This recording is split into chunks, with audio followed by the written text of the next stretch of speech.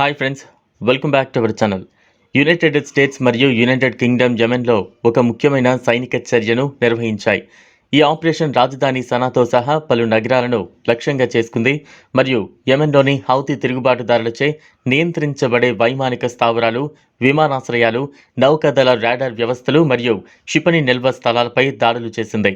ఈ దాడి వెనుక ఉన్న ప్రేరణ ఇజ్రాయెల్కు షిప్పింగ్ మార్గాలను అంతరాయం కలిగించడంలో యెమెన్ పాత్రకు సంబంధించినది. హౌతీ తిరుగుబాటుదారులు ఇజ్రాయెల్కు చేరుకోకుండా నౌకలను అడ్డుకున్నారు.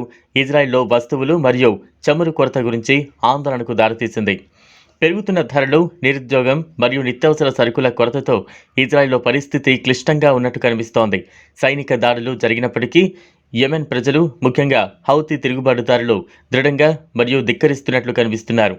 హౌతీ నాయకుడు అబ్దుల్ మాలిక్ అల్ హౌతీ యుఎస్ మరియు యూకే నుండి దూకుడును ఎదుర్కోవడానికి విశ్వాసం మరియు సంసిద్ధతను వ్యక్తం చేశారు. ఇతర దేశాలు జోక్యం చేసుకోవద్దని మరియు యుఎస్ మరియు యూకే మాత్రమే పరిణామాలను ఎదుర్కోవాలని ఆయన పేర్కొన్నారు. యెమెన్లో సైనిక చర్యలపై దృష్టి సారించడం ద్వారా మందుగుండు సామాగ్రి మరియు అవసరమైన సామాగ్రి కొరత వంటి ఇజ్రాయెల్ ఇబ్బందుల గురించి సమాచారాన్ని అణిచివేసే ప్రయత్నం ఉంది. యుఎస్, యూకేలు సంఘర్షణను మరింత తీవ్రతరం చేయకూడదని పేర్కొన్నప్పటికీ వాటిని మరింత పెంచుతున్నాయని ఆరోపించారు. ఐక్యరాజ్య సమితి భద్రతా మండలి కాల్పుల విరమణ కోసం ఒక తీర్మానాన్ని ప్రవేశపెట్టడానికి ప్రయత్నించింది. యుఎస్ దాని వీటో అధికారాన్ని ఉపయోగించి దానిని నిరోధించింది. ఈ చర్య దాచిన ఎజెండా లేదా పరిస్థితిపై నియంత్రణను కొనసాగించాలనే కోరికను సూచిస్తోంది.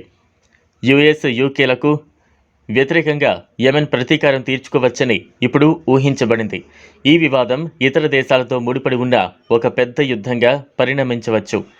ఇది ప్రపంచ సంక్షోభానికి మరియు మూడవ ప్రపంచ యుద్ధానికి కూడా దారితీస్తోందనే భయం. ఈ సైనిక చర్య యొక్క పరిణామాలు అనిశ్చితిగా ఉన్నాయి.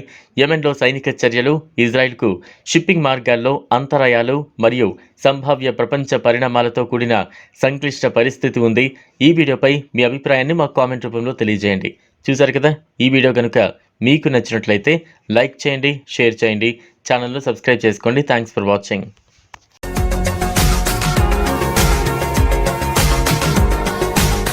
మరిన్ని అప్డేట్స్ కోసం మా ఛానల్ని సబ్స్క్రైబ్ చేయండి.